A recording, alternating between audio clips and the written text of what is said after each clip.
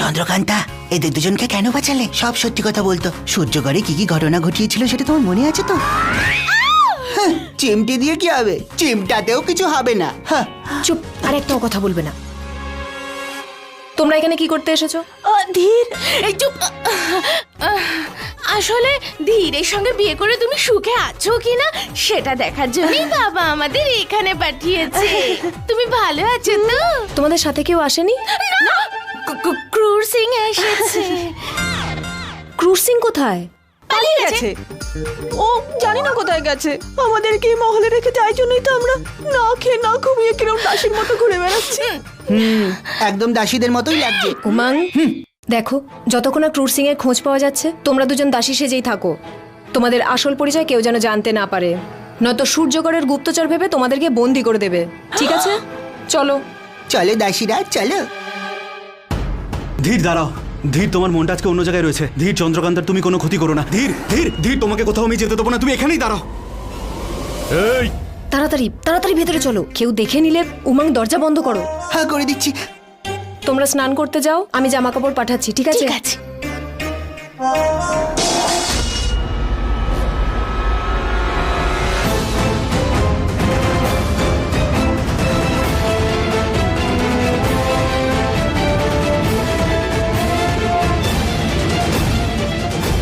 এই এই থালা? আসলে এই থালাটা আমার খুব পছন্দ, তাই নিয়েছিলাম। আমি ভাবলাম পরে পাঠিয়ে দেব। আচ্ছা, ঠিক আছে, তোমরা স্নান করতে চলে যাও। দুর্গন্ধ বেরোচ্ছে গা থেকে।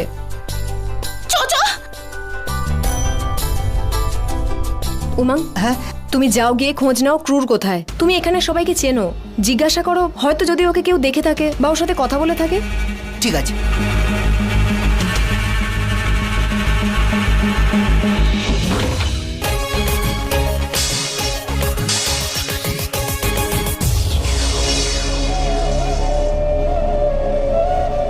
ধীর, সরে যা, আমার রাস্তা আটকাস না, মরে যাবি। না ধীর, আমার কেন জানি মনে হচ্ছে তুমি বড় কিছু ভুল করতে চলেছো। আমার কথাটা একটু বোঝার চেষ্টা করো। দেখ, আজকে আমার আর চন্দ্রকান্তার মধ্যে যে আসবে মরবে। না ধীর, আজ তুমি নিজের মধ্যে নেই। কেন জানি না আমার মনে হচ্ছে তুমি চন্দ্রকান্তার কোনো ক্ষতি করবে। আমি তোমাকে কোথাও যেতে দেবো না। ধীর, আমার কথাটা একবার শোনো। তোমাকে আমি কোথাও যেতে দেবো না ধীর।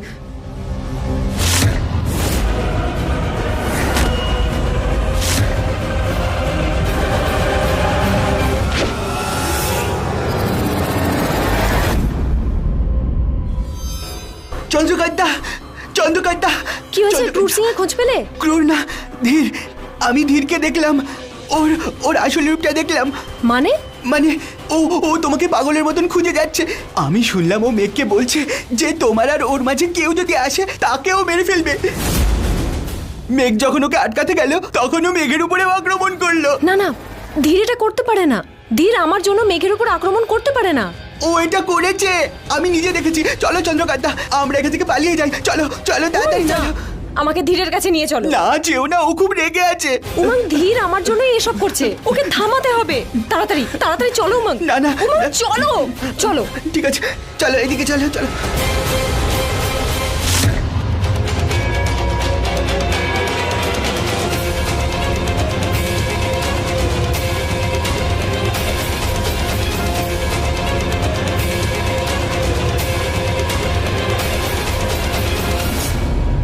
ধীর, তুমি এটা কি করছো ধীর?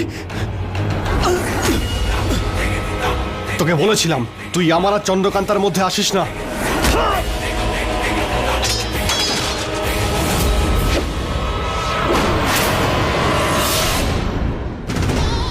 ধীর আবার চন্দ্রকান্তাকে নিয়ে এখনো এলো না কেন কে জানে।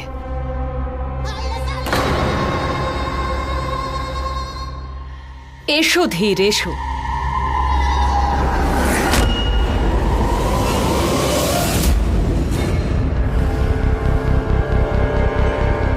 রানীমা, রানীমা আপনাকে একটা গুরুত্বপূর্ণ খবর দেওয়ার আছে। এখন নয়, চলে যাও এখান থেকে।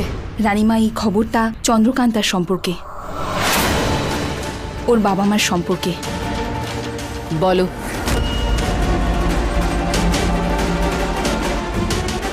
রানীমা, চন্দ্রকান্তার বাবা মা মধ্যমগড়ে রয়েছেন আর ওনাদেরকে ওখানে লুকিয়ে রাখা হয়েছে। আর যারা ওনাদের লুকিয়ে রেখেছে তারা হলো ধীর আর মেঘ। আমি এক্ষুনি এই কথাটা মেঘের মুখ থেকে শুনলাম। ধীর এত বড় কথা আমার কাছ থেকে লুকিয়ে গেল? রানীমা, জানি না ধীরের কি হয়েছে। ও এক্ষুনি মেঘকে বলছিল যে যদি ওর আর চন্দ্রকান্তার মাঝে কেউ আসার চেষ্টা করে তাহলে ও তাকে ছাড়বে না। সেই জন্যে মেঘ ধীরকে চন্দ্রকান্তার কাছে যেতে না করছে। জানি না রানীমা, ওই চন্দ্রকান্তা ধীরের উপর কি এমন জাদু করেছে। ধীরের ওপর চন্দ্রকান্তা নয়, আমি জাদু করেছি। মেঘ ওকে আটকাচ্ছে কেন? কোথায় ও? ওই মহলের সামনে।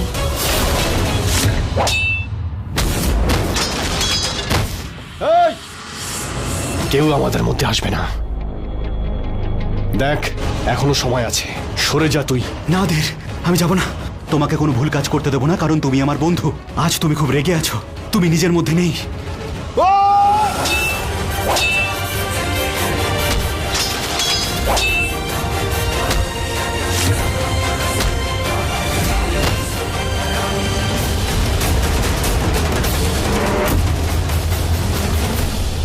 নাও ধীর, আমি তোমায় যেতে দেবো না ধীর।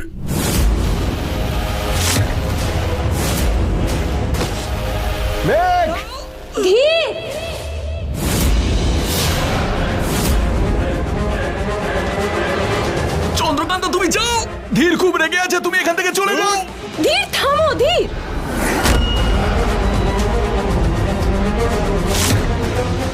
চলে যাও। ধীর, ধীর থামো, ধীর। তুমি এসব কি করছো? ছাড়ো ওকে। ধীর, মেঘকে ছাড়ো।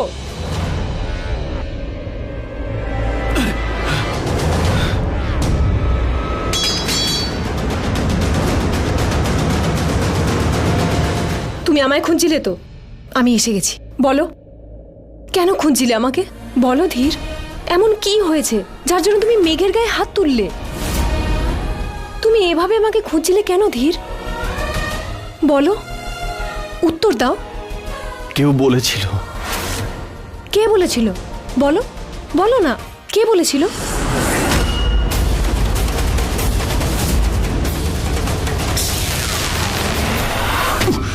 ধীর, ধীর, ধীর, কি হয়েছে তোমার? ধীর, চোখ খোলো। কি হচ্ছে এখানে? ধীর, ধীরের এই অবস্থা কে করেছে? ধীর আমাকে খুঁজছিল, তারপর মেঘের সাথে ওর হাতাহাতি হয় আর হঠাৎ করে ও অজ্ঞান হয়ে যায়। দেখুন, ওকে তো আঘাত পেয়েছে, প্রলেপের ব্যবস্থা করছি। ধীর কিভাবে সুস্থ হয়ে উঠবে আমি খুব ভালো করে জানি। ও ধীর আমার ছেলে, রাজকুমার ধীর। প্রহরী, নিয়ে চলো ওকে। দাঁড়াও, কেউ ওকে ছোঁবে না। ধীরের চিকিৎসা আমি করব। ধীরের মা আমি, তাই ওর চিকিৎসা আমি করব। নিয়ে চলো। আর আমি ধীরের স্ত্রী,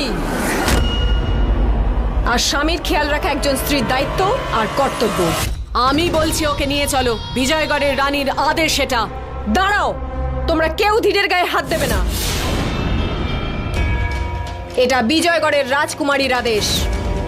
ছেলের ওপর মায়ের অধিকার আগে। আপনিই বলেছিলেন যে রাজকুমারী রাজ্যের ভবিষ্যৎ, তাই আমি আমার ভবিষ্যৎকে রক্ষা করছি। আমি বলছি তো ওকে নিয়ে চলো, এটা আমার আদেশ। বুঝতে পারছো না তোমরা? বললাম তো কেউ ছোঁবে না। ধীর আমার স্বামী, আর স্বামী বিপদে পড়লে একজন স্ত্রীর কর্তব্য তাকে রক্ষা করা। স্বামীকে রক্ষা করার থেকে একজন স্ত্রীকে স্বয়ং ভগবানও আটকাতে পারেন না। ধীরকে আমি সুস্থ করব। উমং, এসো, আমায় সাহায্য করো।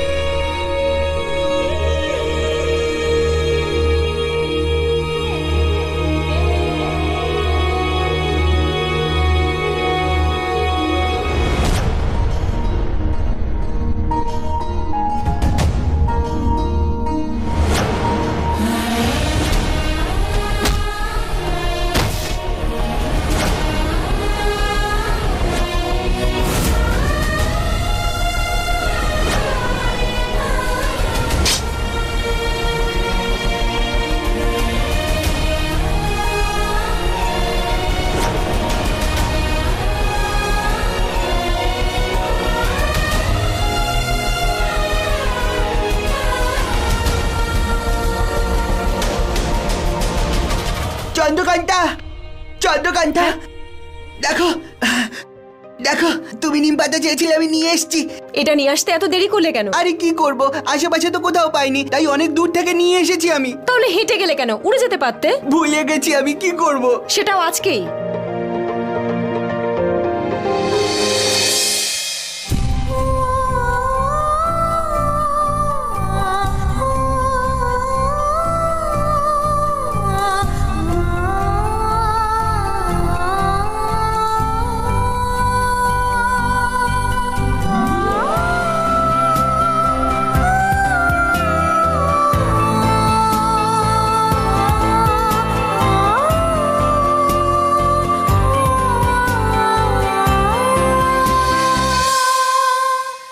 মেঘ দাদা, এদিকে এসো, হাতটা দাও। কিন্তু তুমি তো আমায় প্রলেপ লাগিয়ে দিয়েছো। প্রলেপ লাগালে হবে? বাঁধতে হবে তো।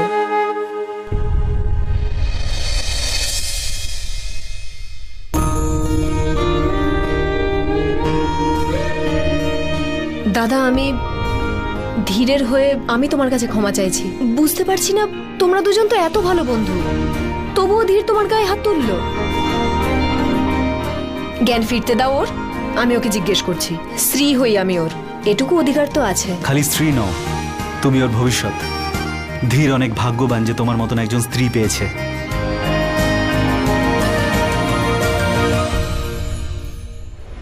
মেঘ, আমি যে মেয়েটাকে খুঁজছিলাম তাকে খুঁজে পেয়ে গেছি। কেউ? সে সূর্যগড়ে যার বাড়িতে আমরা ছিলাম, চন্দ্রকান্তা। হ্যাঁ, ওর সঙ্গে ভালোবাসার নাটক করেছি, তারপর বিয়েও করেছি, তারপর ওকে বিজয়গড়ে নিয়ে আসি মায়ের কাছে।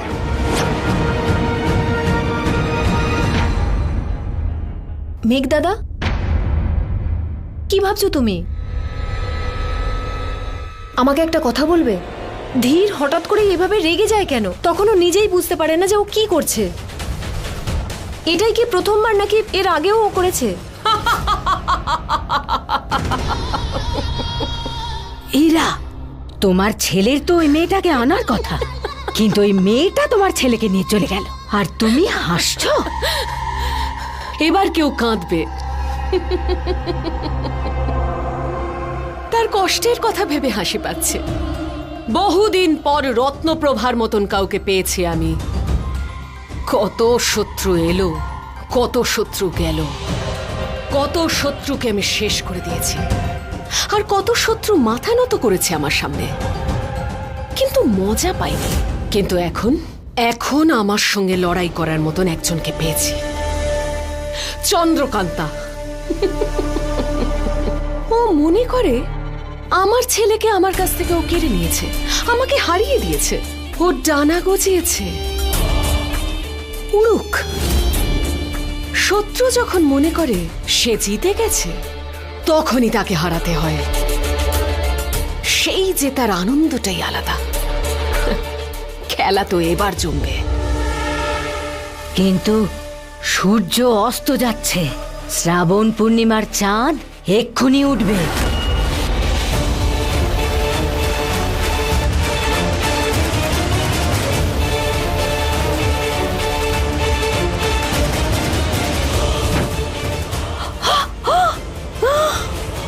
ভয় পাস না ঘাটের মরা, এই বিছের বিষ আমি কেটে ফেলেছি। ও যদি তোকে কামড়ায়ও তুই মরবি না, শুধু অজ্ঞান হয়ে যাবি। যা, তুই তো জানিস তোকে কোথায় যেতে হবে। কিন্তু তোমার বৌমা তোমার ছেলের সঙ্গে ঘরে আছে। ওকে ঘর থেকে বের করা আমার কাজ। দাদা বলো না, ধীর এত রেগে যায় কেন? এটা কি আগেও করতো নাকি অন্য কোনো কারণ আছে? মেঘ, মাকে ঠিক করার জন্য চন্দ্রকান্তকে বিজয়গড়ে নিয়ে আসতেই হতো। জানি এখানে আসলে ওর মৃত্যু হবে, কিন্তু কিছু করার নেই। হ্যাঁ, কিন্তু ওর বাবা মায়ের এতে কোনো দোষ নেই। মধ্যমগড়ে যাতে ওনারা সুরক্ষিত থাকেন, তুমি সেদিকে খেয়াল রেখো। না চন্দ্রকান্তা, এর আর কোনো কারণ নেই। তুমি জানো, ধীর খুব ভালো মানুষ। ও শুধু নিজের রাজ্যের নয়, প্রজাদেরও অনেক খেয়াল রাখে। ওর মনটাও খুব ভালো। ও তো মধ্যম গড়েও মধ্যমগড়? সেখানে কি আছে? ওখানে এমন সব মানুষ আছে যাদেরকে ধীর সাহায্য করে, আর ধীর তো সাহায্য করার সময় একটুও ভাবে না যে কে বন্ধু কে শত্রু। ধীর খুব ভালো ছেলে, ও এমনই। হ্যাঁ, অনেক সময় ও রেগে গিয়ে মানুষের সাথে বাজে ব্যবহার করে ফেলে, কিন্তু কি জানো তো, এমন তো সাধারণ মানুষও করে থাকে। আর ও তো একজন যোদ্ধা। আমি এসব বিশ্বাস করি না। এই রাগটা অন্য ধরনের, আর এর পেছনে অন্য কারণ আছে। কারণটা বুঝতে পেরেছি, দুধ। অনেকদিন ধরে দেখেছি প্রহরী আর দাসীরা ধীরকে দুধ খাওয়াতো, আর তারপর থেকে ও খুব রেগে যেত। তুমি পাগল হয়ে গেছো? দুধ খাবার পর ধীর রেগে যাবে কেন? হ্যাঁ, দুধ খেলে তো ধীরে শক্তি বাড়ার কথা। হ্যাঁ, শক্তি বাড়ে তো, প্রচুর শক্তি। তোমার মনে নেই ও উৎসবের দিন কিরকম ব্যবহার করছিল? একদম পাগলের মতন করছিল, তাই না? তারপরে হঠাৎই কেমন অজ্ঞান হয়ে গেল।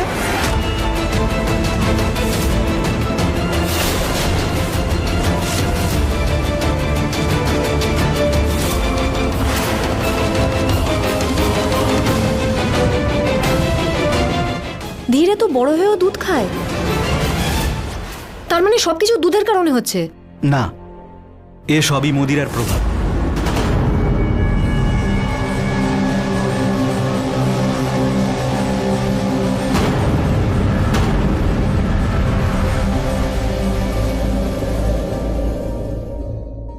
না, মদিরা পান করে কোনো মানুষ এতটা ভুল বকতে পারে না। কখনো নিজেই বলে আমাকে ভালোবাসে, আর তার পরক্ষণেই অন্য মেয়েদের সাথে নিজেই বলে যে সে স্বামীর দায়িত্ব পালন করবে, আর আমিও বিশ্বাস করি। তার পরক্ষণেই আমার থেকে দূরে চলে যায়। ধীর আমার কাছে এমন এক রহস্য হয়ে গেছে যে আমি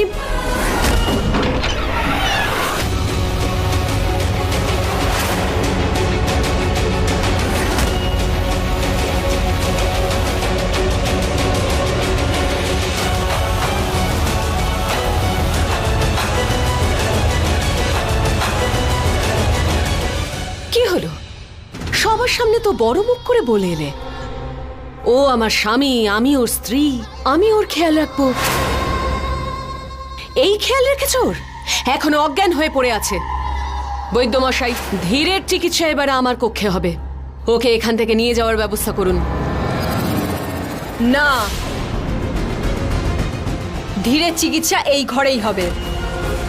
আমি বলেছিলাম ধীরের খেয়াল আমি রাখবো, তো সেটাই হবে। স্ত্রী হই আমি ওর। এটাই তো দুঃখের বিষয় যে তুমি ধীরের স্ত্রী। যেই মুহূর্ত থেকে তোমাকে ও বিয়ে করেছে, সেই মুহূর্ত থেকে ওর জীবনটাই বদলে গেছে, যেন গ্রহণ লেগেছে ওর জীবনে। দেখো দেখো, একজন যোদ্ধার কি অবস্থা করেছে তুমি। এই সেই ধীর যার তেজ ছিল বাঘের মতন, আর এখন অজ্ঞান হয়ে পড়ে আছে।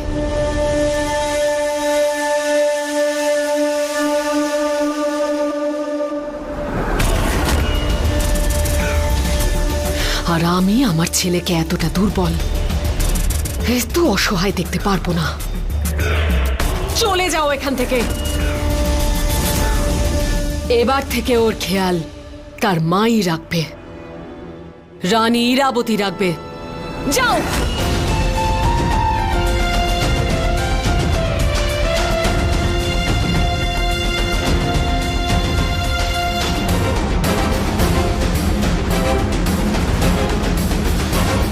দেখ আয়না, চন্দ্রকান্তাকে বাইরে পাঠিয়ে দিয়েছি আমি। চন্দ্রকান্তাকে দেখতে পেলে ওর গায়ে বিছে ছেড়ে দেব।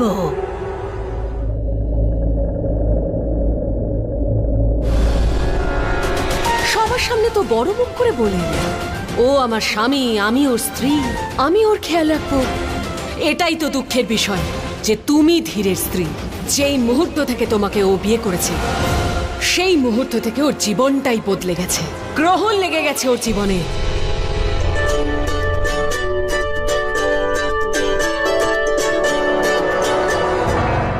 চন্দ্রকান্তা না?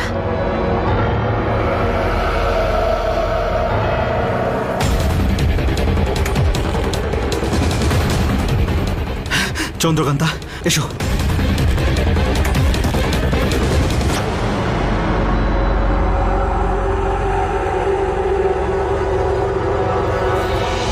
ওই তো চন্দ্রকান্তা।